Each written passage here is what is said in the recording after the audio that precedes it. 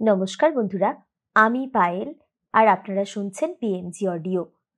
এখন আমি আপনাদের পড়ে শোনাচ্ছি শ্রীমতী পূর্ণশশী দেবীর লেখা গল্প যৌবনের মূল্য। আজকের গল্প আপনাদের কেমন লাগলো নিচে অবশ্যই কমেন্ট করে জানান। আর যেসব বন্ধুরা এখনো সাবস্ক্রাইব করেননি তাদের যদি নিত্য নতুন স্বাদের বাংলা অডিও স্টোরি শুনতে ভালো লাগে তাহলে চটপট সাবস্ক্রাইব করুন পিএমজি অডিও। আর আপনাদের ভালো লাগার গল্পগুলো শেয়ার করে নিন পরিচিত বন্ধুবান্ধব বা আত্মীয় স্বজনের সঙ্গে যারা আপনার মতোই বাংলা অডিও স্টোরি শুনতে ভালোবাসেন। শুরু করছি আজকের গল্প যৌবনের মূল্য। শীতের শেষ, আসন্ন দুপুরের ঝলমলে সোনালি রোদ জানকীদের খোলার ছাদ ছাপিয়ে আঙিনায় ঝরে পড়েছে।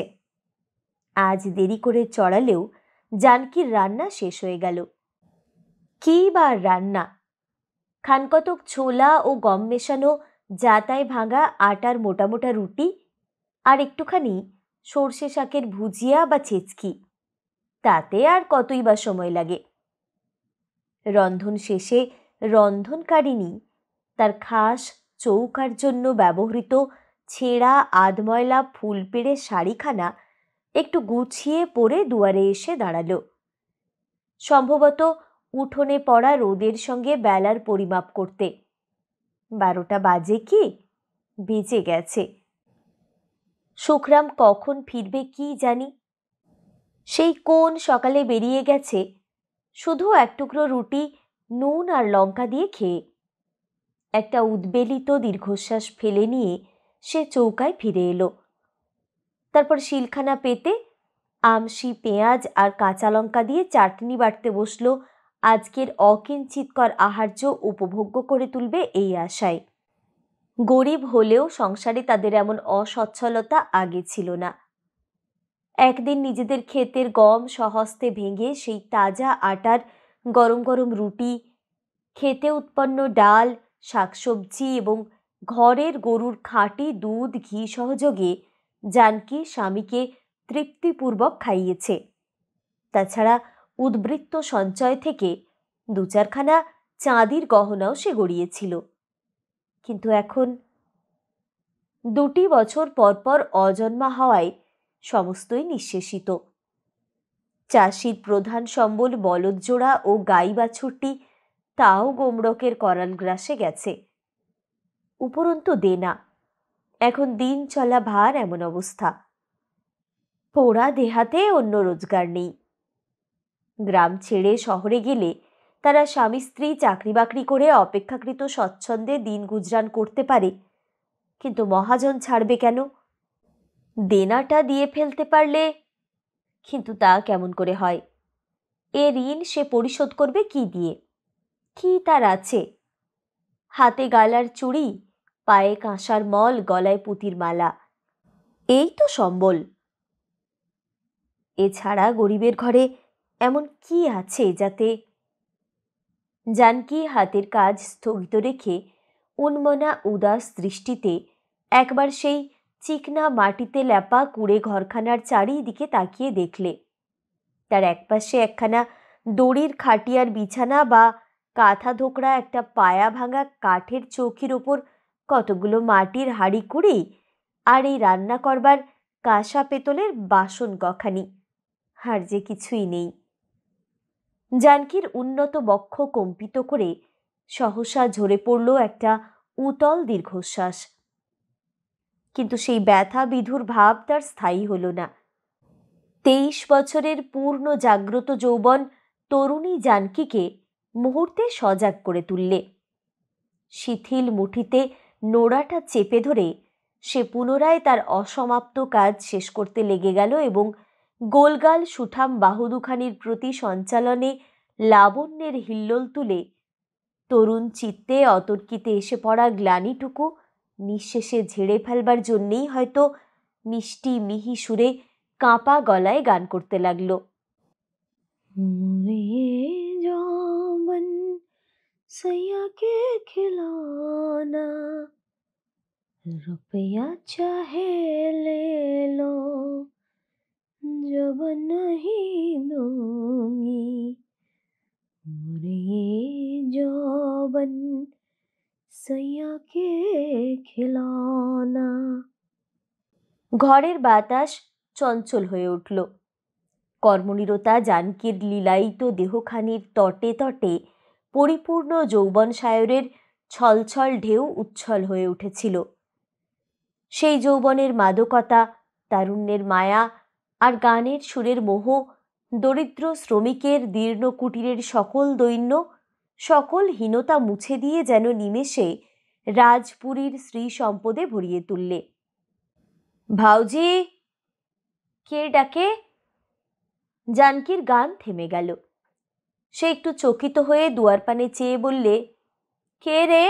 বীরজু, ভেতরে আয় না। অভ্যর্থিত ব্যক্তি বীরজু বা ব্রিজভূষণ ঘরে এসে দেওয়ালে ঠেস দিয়ে রাখা পিঁড়িখানা পেতে জাঁকিয়ে বসল। বললে, সুখরাম ভাইয়া কোথায়? খেতে? খেতে আর কি করতে যাবে, ধুলো খেতে। কথাটা হাসতে হাসতে বললেও তার কাজল আঁকা চপল আঁখি দুটিতে একটা চাপা ব্যথার আভাস জেগে উঠল।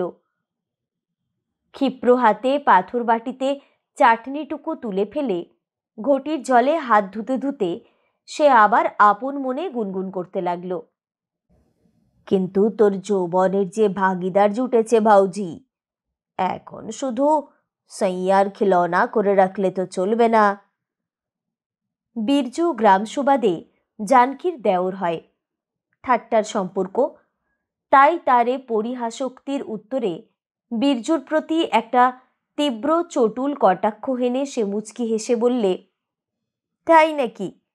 কিন্তু কার রে, আমার না তোর বহিনীর? ছোট জাতের মেয়ে, শ্লীলতার ধার ধারে না। দিল্লেগি নয় ভাউজি, সত্যি বলছি। সে লোকটা দুটো জিনিস চায়, হয় রুপাইয়া নয় তোর যৌবন। টানটা তার শেষের দিকেই বেশি, সেই জন্যেই তো। বীরজু কথার মধ্যে হঠাৎ থেমে গিয়ে জানকীর পানে চেয়ে রইল। জানকী তখন চৌকার গণ্ডি থেকে বেরিয়ে এসে আঁচলে হাত মুছছিল। তার লাবণ্যে ঢলঢল শ্যামল মুখখানিতে, কৌতুকে চঞ্চল সরস চোখ দুটিতে কি মধুর ভাব!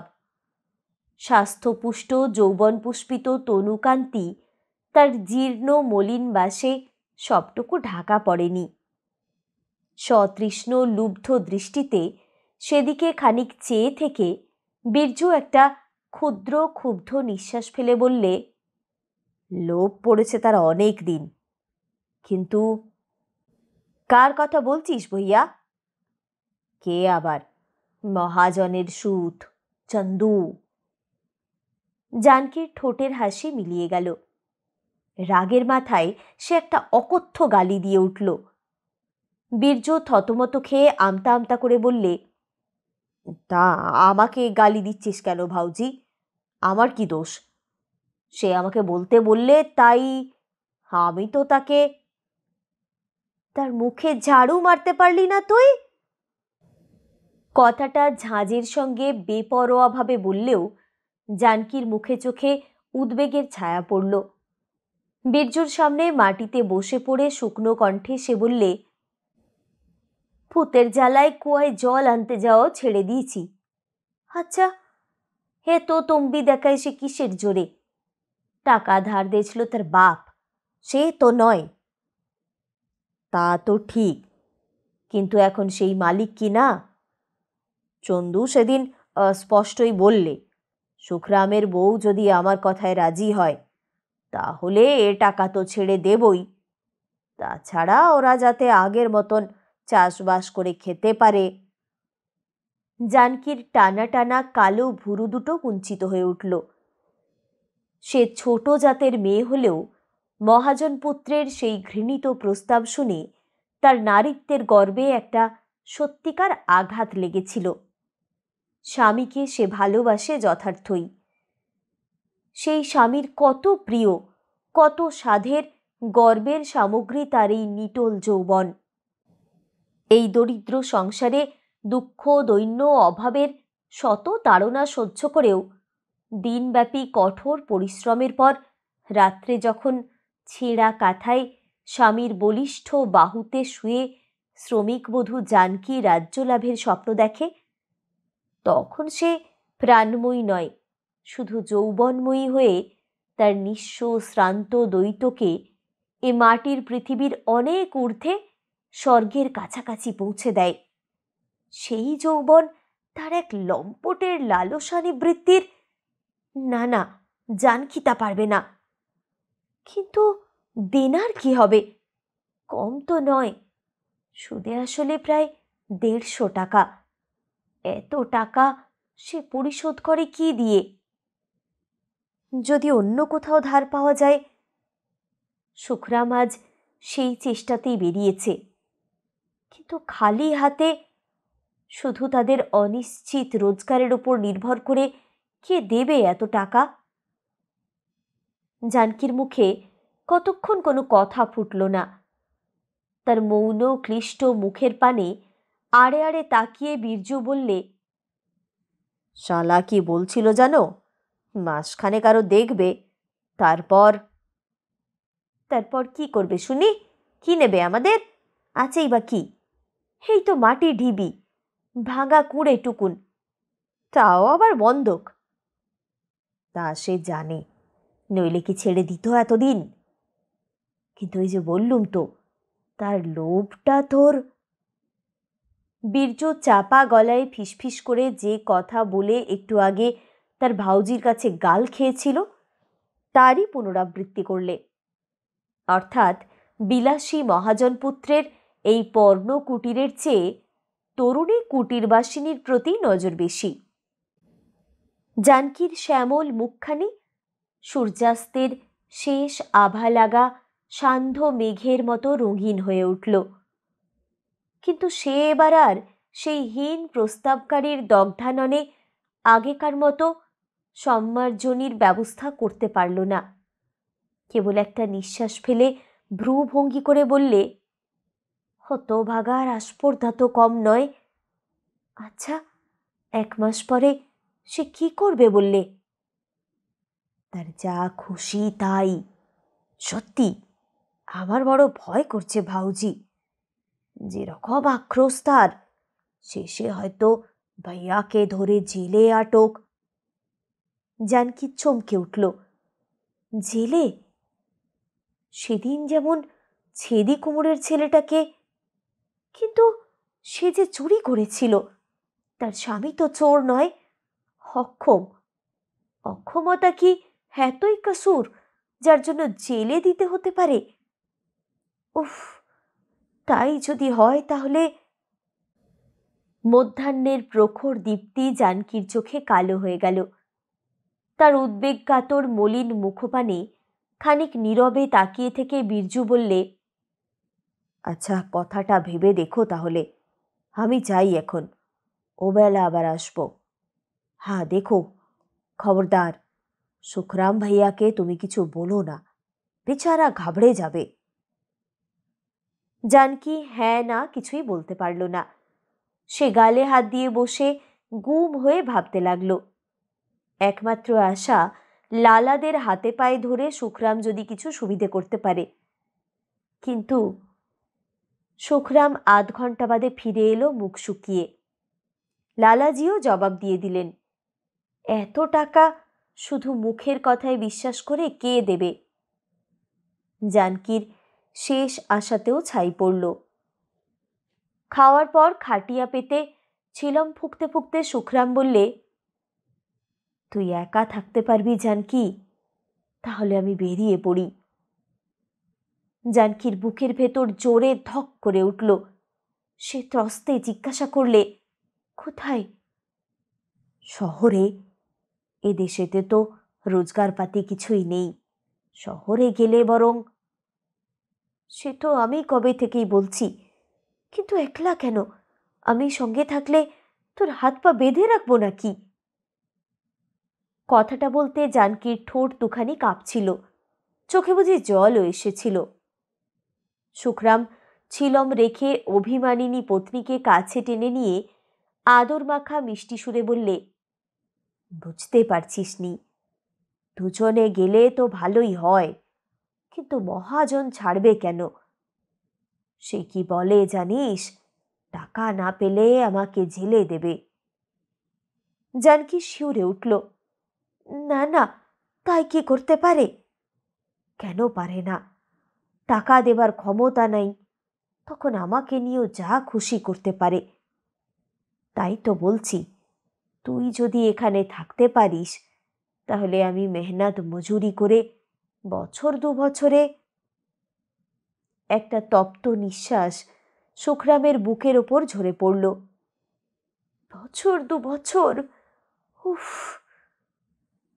ভীতি ব্যাকুল বাহুপাশে স্বামীর কণ্ঠ বেষ্টন করে জানকী ত্রস্তে বললে, চল, আমরা দুজনেই রাতারাতি চুপি চুপি পালিয়ে যাই কোন দূর দেশে, যেখানে কেউ পাত্তা পাবে না।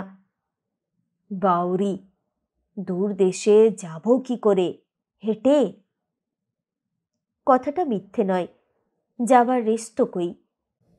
ঘরে এমন কিছুই নেই যা বিক্রি করে তাদের দূর দেশে যাত্রার পাথেয়। না না, সে হতেই পারে না, অসম্ভব।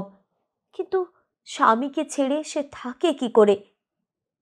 13 বছর বয়সে জানকী গণ হয়ে এসেছে, সেই স্তক তাদের ছাড়াছাড়ি একদিনের তরেও হয়নি।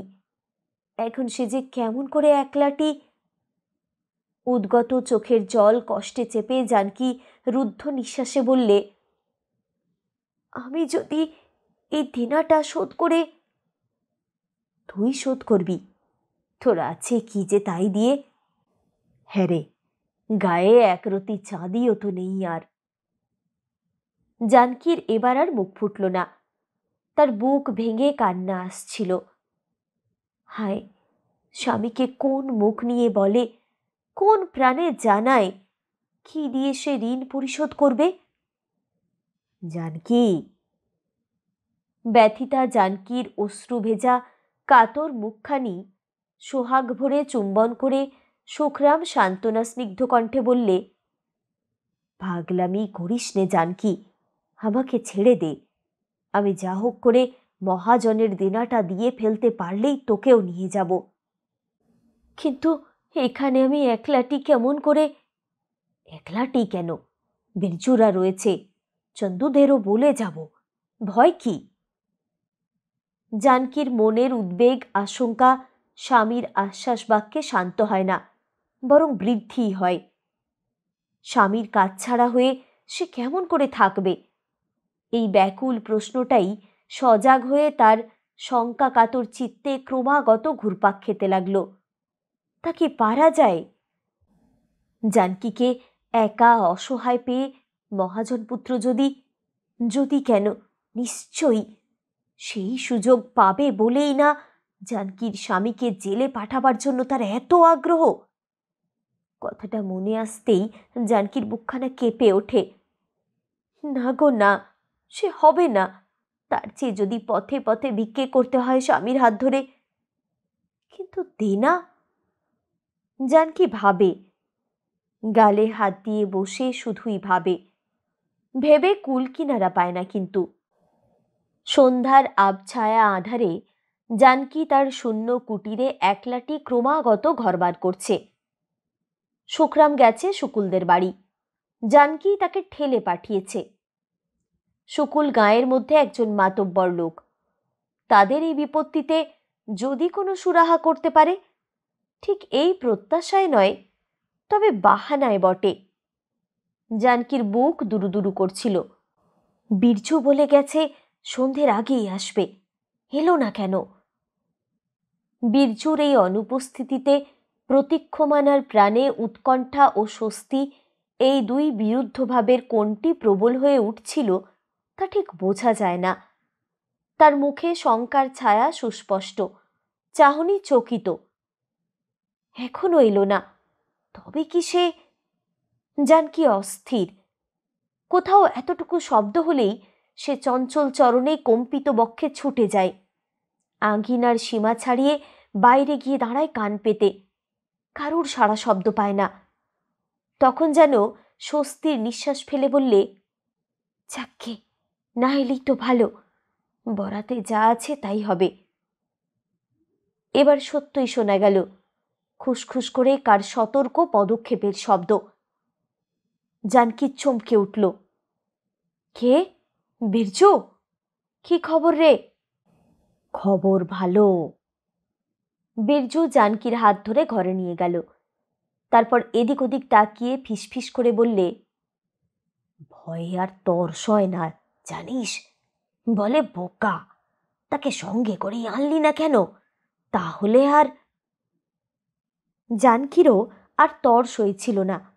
বীরজু কথাটা শেষ না করতেই সে তার সামনে হাত পেতে বললে, কই দেখি। কি? বীরজু বিস্মিত হয়ে জানকীর মুখপানে চাইল। সেই চিটখানা যাতে তোর ভাইয়ার আঙ্গুঠার ছাপ। ও তাই বুঝি তুই? কিন্তু তা কেমন করে হয় ভাউজি?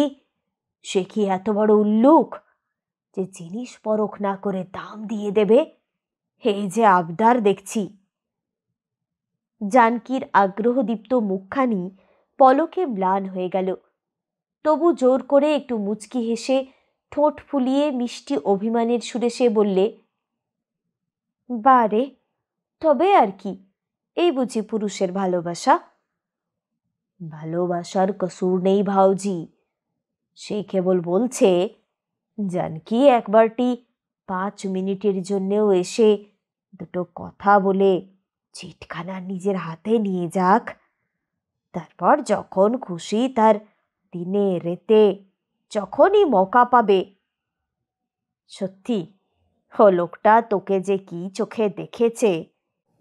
বলে সুখরামের দেনা তো চুকেই গেলই, এবার ওরা যাতে খেতে পড়তে কষ্ট না পায় সেই ব্যবস্থা। জানকী নীরব স্তব্ধ। তার সেই মৌন গম্ভীরভাবে অসহিষ্ণু হয়ে বীরজু বললে, ভাবছিস কি? এমন মৌকা হাতছাড়া করিসনি ভাউজি, আখেরে পস্তাতে হবে তাহলে। বেচারা সুখরাম তো ভেবে ভেবে আধখানা হয়ে গেছে, তার উপর আবার ধরপাকড় হলে তাকে কি আর। জানকী অন্তরে অন্তরে শিউরে বীরজুর হাত ধরে শশব্যস্তে বলে উঠল, না না, আমি যাচ্ছি, চল, কিন্তু দেরি করতে পারবো না, তোর ভাইয়া ফেরবার আগেই। ওহ বলছি তো, 5 মিনিট, শুধু একবার সামনাসামনি, নইলে তার বিশ্বাস হবে কেন? সুখরামের ফিরতে একটু রাত হয়ে গেল। অনর্থক যাওয়া। সংসারে কে কার ঝামেলায় পড়তে চায়?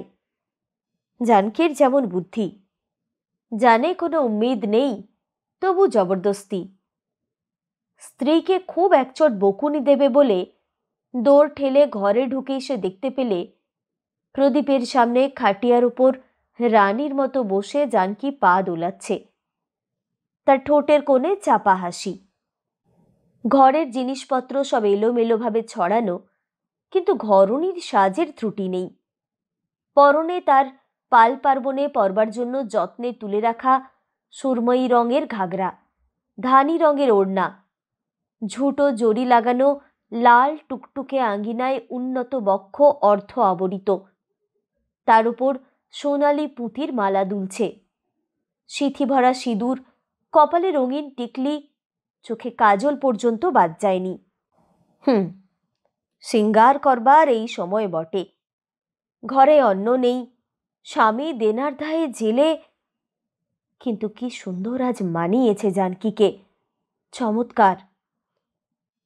তরুণী পত্নীর সেই মোহিনী মূর্তি দেখে সুখরাম বকতে ভুলে গেল, শুধু বিস্ময়ের সঙ্গে বললে, আজ কি রে জানকী, রাত্রির বেলা এত সাজগোজ করে যাবি কোথায়? যেখানে দানা পানি নিয়ে যাবে। জানকী ফোঁস করে একটা নিঃশ্বাস ফেলে স্বামীর হাত দুখানা পরম আগ্রহে ধরে বললে, আর দেরি নয়, চল, এই বেলা আমরা পালিয়ে চলি। অন্ধকারে কেউ দেখতে পাবে না, কেউ ধরবে না, এখানে থাকলে আর রক্ষে নেই, চল। কোথায় পালাবো জানকী? হে তো মগের মুলুক নয়, ইংরেজের রাজত্ব, যেখানে যাব পাকড়াও করে। কিসের জন্য? দেনার দায়ে। কিন্তু দেনা যদি না থাকে, হে দেখ তবে, জানকী ক্ষিপ্র হস্তে তার আঙ্গিয়ার ভেতর থেকে বার করলে এক টুকরো বাদামি রঙের চিলতে কাগজ। সেই কাগজ ঋণ গ্রহণের সময়ে সুখরাম যাতে। কিন্তু জানকী কোথায় পেলে? সুখরাম একেবারে হতভম্ব। কাগজখানা প্রদীপের শিখায় ভস্মসাৎ করে বিস্মিত নির্বাক স্বামীর মুখপানে তাকিয়ে জানকী বললে, হাঁ করে দেখছিস কি? আয়, দুজনে মিলে জিনিসপত্রগুলো বেঁধেছে দেনি, দেরি করলে হয়তো। সুখরাম সন্দিগ্ধ দৃষ্টিতে পত্নীর মুখপানে তাকিয়ে ব্যগ্রতার সঙ্গে জিজ্ঞাসা করলে, কিন্তু এ কাগজ তুই কোথায় পেলি জানকী? চুরি করে যদি? গেল যা, চুরি করব কেন রে? টাকা পাঠিয়ে আনিয়েছি বীরজুর হাতে। বলিস কি? হ্যাঁ, এতগুলো টাকা তোকে দিলে কে? জানকী বিস্ময় বিমূঢ় স্বামীর বিহ্বল দৃষ্টির সামনে থেকে চোখ দুটো নামিয়ে নিয়ে গদগদভাবে বললে, টিপে আর কে, আমি রেখেছিলুম। সময় যখন খারাপ ছিল তখন 1 টাকা 2 টাকা করে জমিয়ে লালাদের বউদের মতো একটা সোনার বুলাক গড়াবার জন্য। তার দরকার নেই আর। এরপর শহরে গিয়ে দুজনে মিলে রোজগার করব যখন। সুখরামের বাক্য স্ফূর্তি হল না। তার নীরবতার কারণ অনুভব করে জানকীর মুখখানি এতটুকু হয়ে গেল। ব্যথা ম্লান ছলছল চোখে সে বললে, ঘাট হয়েছে, আমাকে মাফ কর। তোকে না জানিয়ে আমি যা করেছি তা শুধু তোরই জন্য, তাছাড়া আর কোনো মতলবে নয়। স্বামীর বুকে ঝাঁপিয়ে পড়ে জানকী কেঁদে ফেললে। ছলনা সে আজ করেছে, একজনকে নয়, 3টি প্রাণীকে। কিন্তু স্বামীর সঙ্গে এই প্রতারণা, এটাই তার প্রাণে সবচেয়ে বেশি বাজছিল। শীতের অন্ধকার রাত্রি। সোজা পথ ছেড়ে তারা ক্ষেতের ভেতর দিয়ে চলছে। মাথায় একটা মস্ত বড় গাঁঠরি, হাতে লম্বা বাঁশের লাঠি নিয়ে সুখরাম অবাধে চলছিল হনহন করে। কিন্তু জানকী তা পারছিল না। তার ক্ষিপ্র চরণের গতি থেকে থেকে বাধা পাচ্ছিল। চলতে চলতে সে বারবার ফিরে চাইছিল তাদের পরিত্যক্ত কুটিরের পানে। 1 আধ দিন নয়, তার জীবনের প্রায় 10টি বছর কেটে গেছে সেই কুটিরে, সুখে দুঃখে, ব্যথায় আনন্দে। তারই মোহময় সহস্র স্মৃতি নৈশতিমিরের ঘন কালিমায় সোনার রং ফলিয়ে আলোর বাহু মেলে জানকীকে যেন ডাকছে। প্রদীপটা নিভিয়ে আসা হয়নি, ভুল ক্রমে নয়, জেনে। পাছে কেউ সন্দেহ করে। স্বল্পায়ু দ্বীপ ক্ষণে ক্ষণে নিভে যাবে। তারপর বীরজু আসবে তাকে নিয়ে যেতে সেইখানে যেখানে টাকার বিনিময়ে তার যৌবন। উফ! ত্রস্তে দৃষ্টি ফিরিয়ে নিয়ে গতি দ্রুত করে জানকী সুখরামকে প্রায় ধাক্কা দিয়ে বলে উঠল, শিগগির শিগগির পা বাড়িয়ে চল না। সুখরাম চমকে দাঁড়িয়ে বললে, তুই যে খালি পিছিয়ে পিছিয়ে যাচ্ছিস। না, আর পিছবো না, চল। চলতে চলতে একটা দীর্ঘ নিঃশ্বাস ফেলে সুখরাম চুপি চুপি বললে, বেরোতে কি পারতাম? ভাগ্যিস তুই টাকাগুলো লুকিয়ে রেখেছিলি জানকী। লুকিয়ে রাখা? হায় রে! জানকীর ইচ্ছে ছিল একবারটি মুখ ফুটে বলে, এ টাকা সঞ্চয় নয়, তার যৌবনের মূল্য। ইচ্ছেটাকে সবলে দমন করে সে শুধু চাপা গলায় বললে, চুপ। দূরে, বহু দূরে কুটিরের ছায়াখানি মিলিয়ে গেছে, আলোটুকুও হারিয়ে গেছে দিশেহারা অন্ধকারে। কি জানি কোথায়। নীরবে নিঃশব্দে গ্রামের সীমানা ছাড়িয়ে এসে একটা গভীর নিঃশ্বাস ফেলে ওড়নার রঙিন আঁচলে চোখের জল মুছতে মুছতে জানকী ধরা গলায় মৃদু মৃদু গাইতে লাগলো, सैया के खिलौना, मुझे जो मन सैया के खिलौना, मुझे जो मन सैया के